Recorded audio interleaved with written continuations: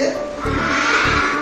આપણે આ ગણિત જેમ બાકીના વિષયોની અંદર જે શીખીએ છીએ એ રીતે આપણે ગણિતની અંદર એકમ નંબર 4 માં આપણે ટીક ટીક ટીક છે એની અંદર આપણે ઘડિયાળ વિશેની માહિતી મેળવશું. આપણે ઘડિયાળ આપણા જીવનમાં કેટલી અગત્યની છે એ આપણને બધાને ખબર જ છે કે એક કામથી બીજે કામ એક કામ પૂરું થયું અને બીજા કામની શરૂઆત કરીએ તો આપણે કે ભાઈ મારે આ કામ પૂરું કરતા મારે આટલો સમય લાગે છે. તો શું આપણે ઘડિયાળ જોતા આવડવું જોઈએ કે ન આવડવું જોઈએ?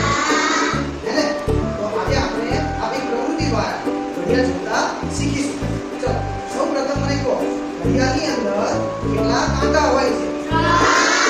કેટલા? ચલો જોઈએ કયા કયા કાંટા હોય છે?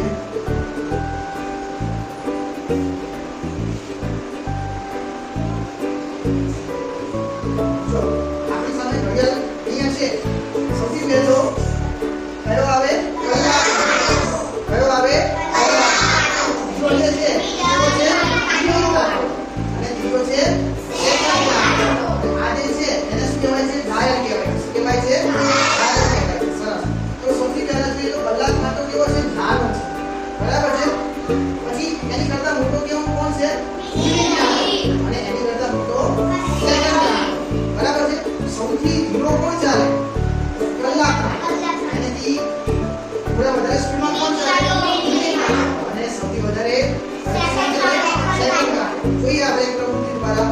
ચલો આપણા ક્લાસની અંદર ભાવિકા છે એ કલાક કાંટો બનશે. બીજા ઉભા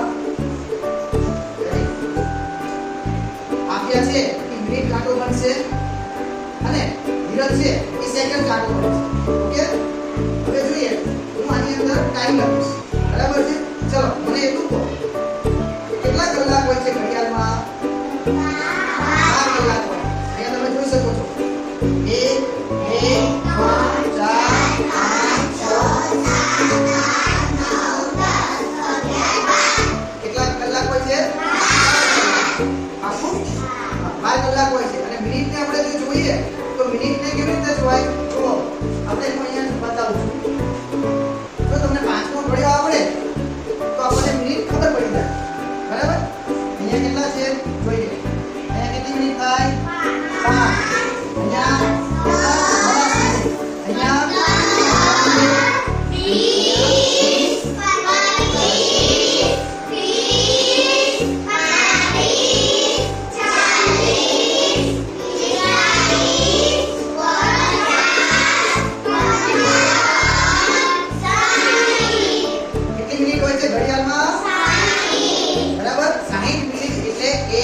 60 મિનિટ એટલે 1 કલાક.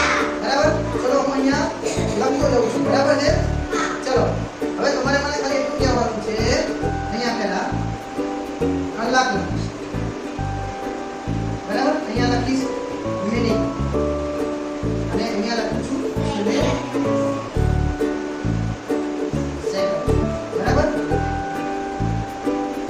હવે હું કહું છું 7 કલાક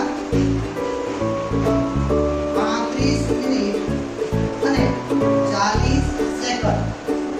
ચલો સૌથી પહેલે કોણ ચાલશે? હા તમે ભાવિકા ક્યાં રહેશે? કલાક કાંટો છે એટલે 7 ઉપર. બરાબર છે. ચલો મિનિટ કોણ બન્યું છે? આપ્યા. તો આપ્યા 35 મિનિટમાં ક્યાં ઊભી રહેશે? તો જાઓ ધીરે ધીરે. Very good. અને મિરર છે સેકન્ડ બની છે સેકન્ડ કાંટો તો ક્યાં ઊભી રહેશે? 40. ખબર પડી તમને? હા કે ના? ચલો હવે બીજો કહું છું 5 કલાક 15 મિનિટ અને 20 સેકન્ડ. ચલો તમારે ચાલતા જવાનું અને તમારા સ્થાન ઉપર પહોંચતા જવાનું.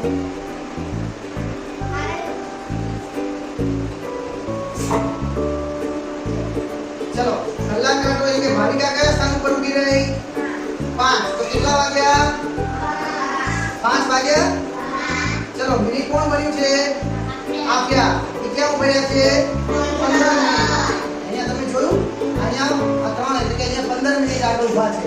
બરાબર? અને હિરલને કેટલી સેકન્ડ થઈ છે? 20 સેકન્ડ. તો સામે જે 20 સેકન્ડ એ ઊભી છે અહીંયા